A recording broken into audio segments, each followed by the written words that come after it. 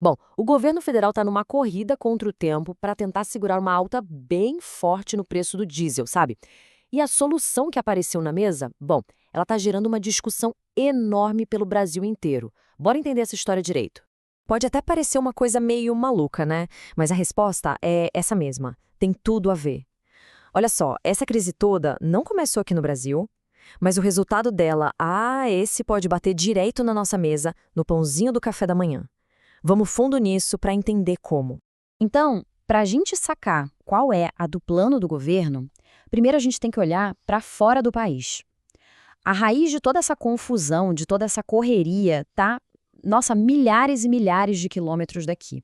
O estopim de tudo isso são as tensões lá no Oriente Médio, envolvendo o Irã. Isso acabou levando ao bloqueio do Estreito de Hormuz, que, para quem não sabe, é simplesmente uma das rotas de navio mais cruciais do mundo inteiro. E o tamanho do problema, olha, é aí que a coisa fica séria. Pensa só, quase um quinto de todo o petróleo do mundo passa por ali. Com esse bloqueio, o fluxo fica todo travado, sabe? E isso cria uma onda de incerteza que se espalha pelo planeta todo. E o que acontece quando o mercado fica incerto? Pois é, o preço do barril de petróleo vai lá para cima, dispara no mundo inteiro e, obviamente, essa pancada ameaça chegar com tudo aqui, direto nas bombas de combustível do Brasil. Então, com essa ameaça vindo de fora, não teve jeito. O governo teve que se mexer e rápido para tentar impedir que esse aumento chegasse no bolso de todo mundo.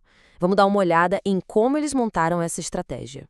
A primeira cartada foi tentar um corte no ICMS, que é aquele imposto super importante dos estados. Só que os governadores não toparam, bateram o pé. Aí surgiu uma nova ideia na mesa, um subsídio, mas com a conta rachada entre o governo federal e os estados que quisessem entrar no acordo.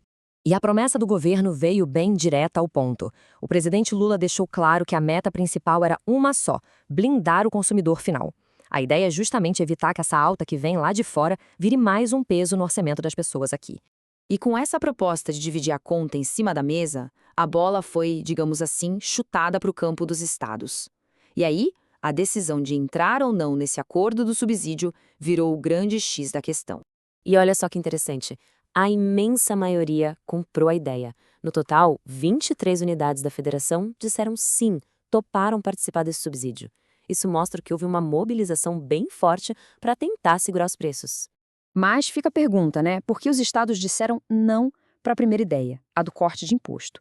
Para entender isso, a gente precisa falar do tal do ICMS.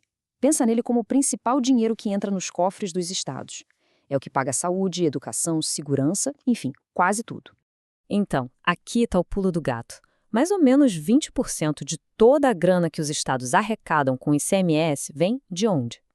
Exatamente, dos combustíveis. Cortar isso, mesmo que por um tempo, ia causar um rombo gigantesco, um estrago sem precedentes nas contas dos estados. Por isso que a resposta foi um não tão firme.